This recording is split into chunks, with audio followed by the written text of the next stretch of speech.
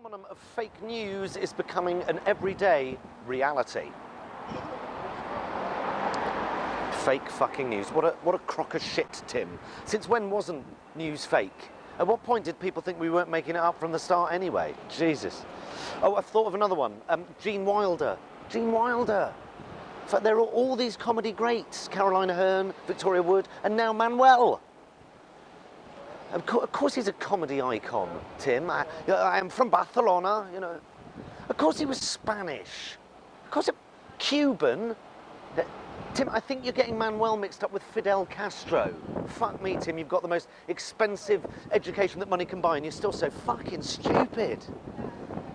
Most of the deaths that that have happened this year, I've found out about them on Twitter, right? Whenever I see anyone trending on Twitter, I just assume they're dead, which wasn't the case this week with Zach Goldsmith, but, you know, it was good news anyway, wasn't it? And all the tributes that we report, they're all on Twitter as well. We don't bother sort of calling someone for a comment anymore. Just look at Twitter. That's it. That's your life, reduced to 140 characters. The importance of your death is measured in the amount of retweets it gets. Same with the news. If it's trending, it's news.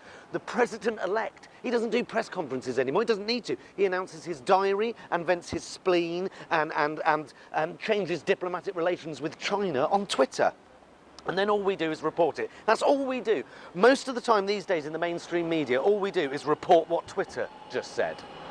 Twitter says Fidel Castro just died, and Twitter says that Leslie Joseph has a new vajazzle. All given the same weight, 140 characters, nothing has any real consequence, nothing really discussed in any depth, 140 characters, move on.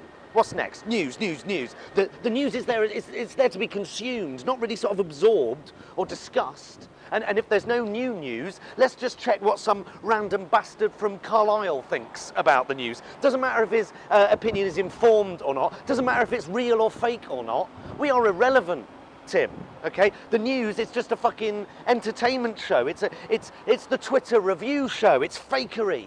It's light entertainment. It's a desk in front of a green screen. It's a man freezing his tits off pretending he's enthused about being here. All the fucking news is fake, Tim, and it doesn't matter. Who cares if it's real or fake? Most of the news these days seems fake to me. Anyway, all of it seems like a fucking bad Chris Morris tribute act.